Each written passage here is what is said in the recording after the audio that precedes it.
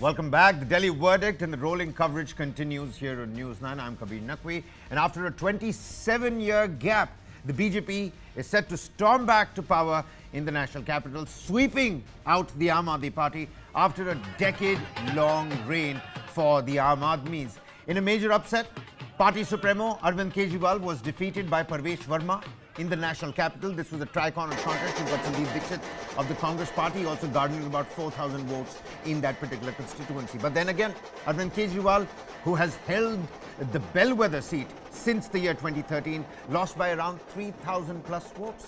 Another Aam Aadmi Party bigwig, Manish Sisodia, the second in line, Arvind Kejriwal's deputy, quite literally, and the deputy chief minister as well, who was also the former education minister of the national capital, conceded to Tarvinder Singh Marwa. This was in Jangpura after he relinquished the Patparganj siege and then fought the elections from the Jangpura assembly constituency. Atishi, who took over as the chief minister after Arvind Kejriwal's arrest, clawed back a win over the BJP's Ramesh Biduri in Kalkaji. Another big defeat, one of those big wigs that lost this time from the BJP side. But with the defeat in Delhi, the Aam Aadmi Party is staring at an existential crisis now. The debilitating loss, it could shatter the party's national ambitions, leaving Punjab as its last bastion. Many over the course of the day, and our panelists here on News9 also suggest that the Tandav in Punjab is soon going to begin as well. But the BJP, meanwhile, had a stunning turnaround from its single-digit tally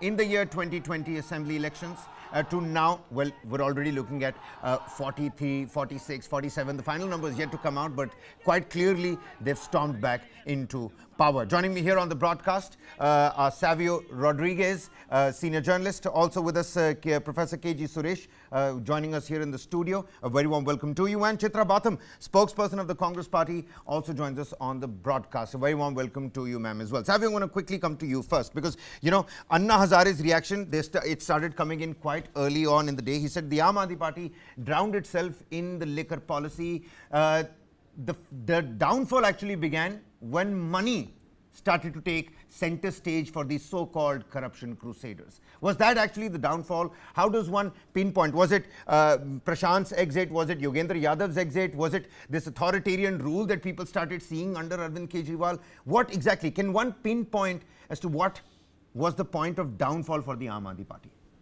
The point of downfall for the Aam Aadmi Party is when they decided that activism is the new form of politics in India, not realizing that politics is politics and activism is activism. So theatrical politics, activism as part of politics is never going to work in India. It will work for some time, but people will finally open their eyes and see the truth for what it is. Now, I find it sad that Anna Hazare is making these statements now, but the fault that really lies in bringing Arvind Kejriwal into mainstream India was Anna Hazare himself. Arvind Kejriwal came and gave hopes to the people of India with the India Against Corruption campaign. Many common people decided that because of leaders like Arvind Kejriwal and the India Against Corruption movement, that the voice of the people can be raised and these people can contribute to ensuring India is corruption free and get into politics as well. But today, after what Arvind Kejriwal did with his movement from an anti-corruption movement to becoming a corrupt entity, a corrupt person, along with him Manish Sisodia as well and the others, having gone to jail on corruption, he's on bail, he's not acquitted of his charges. What has he shown the people of this country? That nobody will believe in any activism anymore. Nobody will believe and come and tell people that let's come together to fight corruption. Because a man who was fighting corruption is actually now labeled as corrupt. And there are enough evidences to prove that he's corrupt. The fact that he's got bail does not acquit him of the charges leveled on him. More importantly, Arvind Kejriwal came to tell the common man that it is a common man that can fight politics.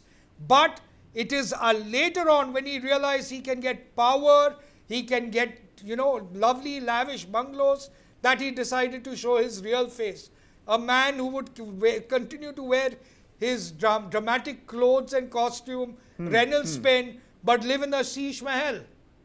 Now, he might claim that's the Chief Minister's residence, but I think the BJP should keep it as a museum to show the people of India that there are many people who come in the garb of activists who are funded by foreign powers to try and destabilize India. And I'm saying this again, it might not have any correlation now, but you will find it at some point of time, that the drubbing and the vicious focus of Donald Trump on US aid will have repercussion on the NGOs that were funded by US aid.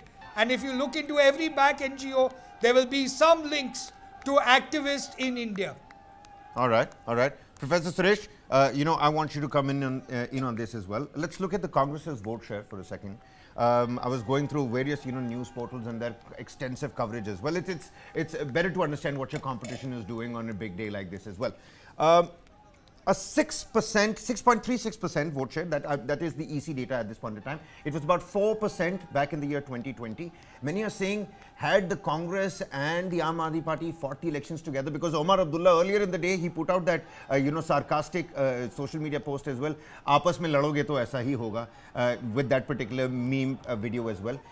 Had they fought together, would this be a different election altogether? I mean, compare the vote share of the Aam Aadmi Party, add that up with the Congresses, and looking at what the Bharatiya Janata Party has garnered this time around. Kabir, certainly, if they had fought together, the results would have been different, but not dramatically different necessarily.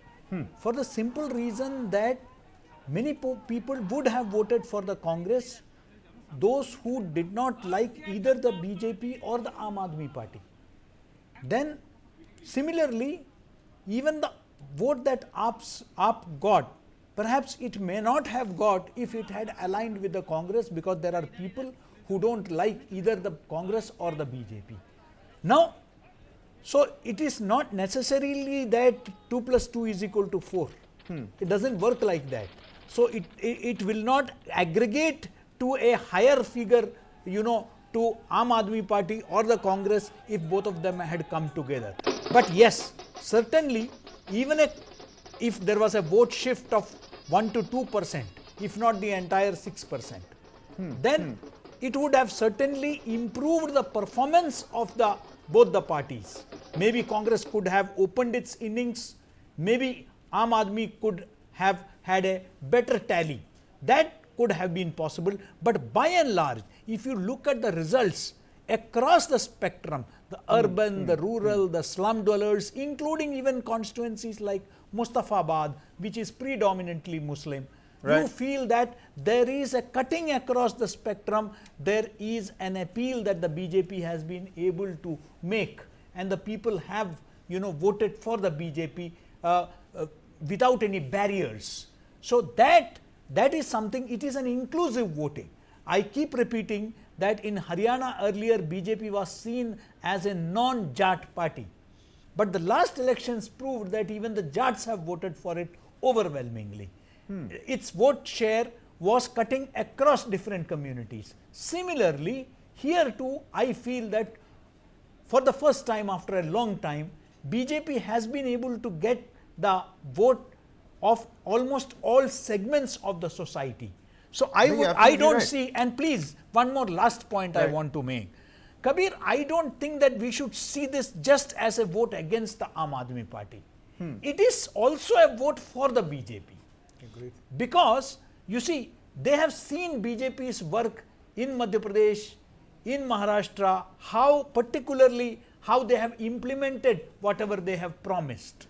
So the people are, of course, this is the digital era. Everybody is getting all the information on the mobile. They have got mobility. They know what is happening where. And they have seen that, and of course, whether it is the budget announcement of tax rebate or the announcement of the 8th Pay Commission, certainly these announcements also made a You're difference. absolutely right. Even in the New Delhi constituency, one of the hottest, areas in the Delhi Assembly elections, you have a diverse, demography. You have so many government employees, and the 8 Pay Commission came in quite handy, Absolutely. specifically looking at the New Delhi constituency. We're also joined by Chitra Batham, spokesperson of the Congress Party, who's with us on the broadcast. Chitra, many thanks for patiently waiting. Let's quickly listen in to some reactions, and we're going to come back to you and understand the Congress's perspective of this, drubbing, because Somnath Bharti and lots of WhatsApp forwarding messages also and jokes are now talking about how, things are changing, but the Congress remains at a zero. What's the reason behind that, and how's the Congress looking at it as well? We've got Chitra who's with us, but do wait for just a little bit longer, ma'am. Let's play out what Arvind Kejriwal had to say, what Anna Hazare had to say, all of those top reactions on your screens next. नमस्कार। आज दिल्ली के चुनाव के नतीजे आए हैं और जनता का जो भी निर्णय है, जनता का जो भी फैसला है, उसे हम पूरी विनम्रता के साथ स्वीकार करते हैं। जनता का निर्णय सर माथे पर। मैं भारतीय जनता पार्टी को इस जीत के लिए बहुत बहुत बधाई देता हूं और मैं उम्मीद करता हूं कि जिस उम्मीद के साथ और जिस आशा के साथ लोगों ने उनको बहुमत दिया है, वो उन सभी उम्मीदों और आशाओं पे पूरा उतरेंगे। हमने पिछले 10 साल में जनता ने जो मौका दिया हमें, उन 10 सालों में हमने बहुत सारे काम किए। शिक्षा के क्षेत्र में, स्वास्थ्य के क्षेत्र में, पानी के क्षेत्र में, बिजली के क्षेत्र में और भी अलग अलग तरीके से लोगों को राहत पहुंचाने की कोशिश की उनकी ज़िंदगी में, और दिल्ली के इंफ्रास्ट्रक्चर को भी हमने सुधारने की कोशिश की। अब जो जनता ने हमें निर्णय दिया है, हम न केवल एक कंस्ट्रक्टिव ऑपोजिशन का रोल निभाएंगे, बल्कि हम समाज सेवा, जनता के सुख दुख में काम आना, व्यक्तिगत तौर पे जिसको भी जो ज़रूरत होगी, हम लोगों के सुख दुख में हमेशा काम आएंगे। क्योंकि हम राजनीति में कोई सत्ता के लिए नहीं आए, हम राजनीति को एक ज़रिया मानते हैं जिसके ज़रिए जनता की सेवा की जा सके, जिसके ज़रिए लोगों के सुख दुख में काम आया जा सके। वो काम हम करते रहेंगे और हमें आगे भी इसी तरह से जनता के सुख दुख में काम आना है। मैं आम आदमी पार्टी के सभी कार्यकर्ताओं को बहुत बहुत बधाई देना चाहता हूं। वो बहुत शानदार चुनाव लड़े, बहुत मेहनत की, उन्होंने बहुत कुछ सहा इस पूरे चुनाव के दौरान। उन्होंने बहुत शानदार चुनाव लड़ा। इसके लिए मैं उन सबको, सभी कार्यकर्ताओं को बहुत बहुत बधाई देना चाहता हूं। नमस्कार। मैं पहले से बताता हूं कि चुनाव लड़ते समय उम्मीदवार का आचार शुद्ध होना, विचार शुद्ध होना, जीवन निष्कलंक होना, जीवन में त्याग होना और अपमान करने की शक्ति होना, ये गुण अगर उम्मीदवार में है तो मतदारों को विश्वास आता है ये हमारे लिए कुछ करने वाला है। मैं बार बार बताते गया, लेकिन उनके दिमाग में नहीं आया है। और आखिर शराब के बारे में उन्होंने एक मुद्दा उठाया कि शराब की दुकान, उसमें शराब की बात क्यों आ गई? पैसा, धन और दौलत इसमें बह गया है। इस शराब के कारण वो बदनाम हो गया है। इसके कारण लोगों को भी एक मौका मिला कि ये चारित्र के बारे में बोलता है और दूसरे बारे में शराब की बात बता। मैं पहले से बता रहा, आचार को शुद्ध रखो, विचार को शुद्ध रखो, वो उनके दिमाग में नहीं रहा और उसके कारण आज वो इलेक्शन में हार गए, कम वोटिंग हुई।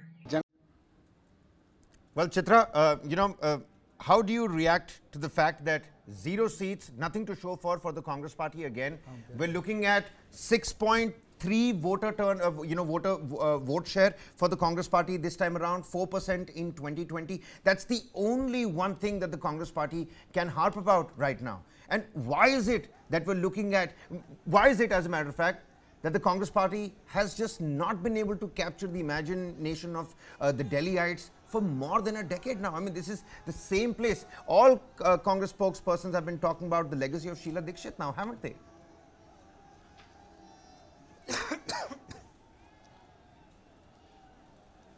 Chitra, are you with us? Can you hear us? Yeah, I am with you. Can you hear me? Yes, we can. Yes, we can. Do you want me to repeat my question to you? No, I did hear your question. All right. So all I can say is, yes, we've lost it, but it's not in a day that we have lost everything today. We have certainly regained some vote share, increase in the vote share percentage from the Delhi people. We humbly accept the verdict of the people. Today, yes, the mandate is definitely not with us, but at least I would say that the manner in which the Kejriwal government had come into power, the promises that he had made to the people of Delhi, all those things are exposed today. The people of Delhi have rejected him, and at least we can find solace in that, because the way he humiliated the honest Sheila Dikshit government and made all false promises about cleaning Yamuna, so on and so forth. This the BJP has also promised, but we all know what they have done with the Mami Gange and the other projects. We are seeing the condition of people in Kumbh today. So I believe that yes, we've lost it. The introspection will be done by the leadership, definitely, but we are totally not out of the game. We are an alternative to the BJP over here, and in the years to come by, we will work hard. Our entire team had fought well these elections, but we'll work more hard, and we will definitely gain our lost ground and the confidence of people in Delhi. All right, all right. Interesting point there. I just personally feel that introspection for the Congress party has been going on for far too long now. But also with us on the broadcast, Abhinandita Mathur, spokesperson for the Aam Aadmi Party. A very warm welcome to you. Abhinandita, help the viewers understand why only Gopal Rai, why only Atishi, why not the other big wigs? I mean, you've got Manish Sisodia, you've got Satyendra Jain, you've got Arvind Kejriwal. They've all lost their particular battles. Thank you. I think first of all, I would like to convey from on behalf of the party that we respect the verdict of the people, the mandate of the people. When the people speak, we must listen. As far as your question on specific seats and leaders are concerned, I think that it will take us some time to actually evaluate, where what has happened. So I don't have one answer for what you're saying. But anyhow, I think that, it was a very clear mandate, and which is why we have introspection to do. But what it also means is that the BJP was working very hard on these particular seats. And, when stalwarts lose elections, this is how they lose. It's not a new phenomena, and I'm sure we will work hard and recover from this and be in the fight in the next election. But why so? Why so, Abhinandita? Because you see, we saw a lack of those auto rickshawala rallies this time around. Those posters of Arvind Kejriwal behind those yellow bannered autos, we didn't see them as much this time around. That Nayak image of Arvind Kejriwal got tarnished as well. What do you think led to the debacle of the Aam Aadmi Party? What's the reaction in one Canning Lane right now, if I could ask that? So if I'm honest about if I honestly answer your question, well, the truth is that BJP has worked very, very hard for the last 5 years to defeat the Aam Aadmi Party, which they could not have done on the plank of work, because Aam Aadmi Party was obviously delivering, which is why we got a 62 seats mandate after our second term, I beg your pardon. And since then, whether it is the ED or the CBI or the agencies or the LGs or the officers, everybody worked very well together with the BJP to ensure that the people's work was not done. And there, obviously, we failed.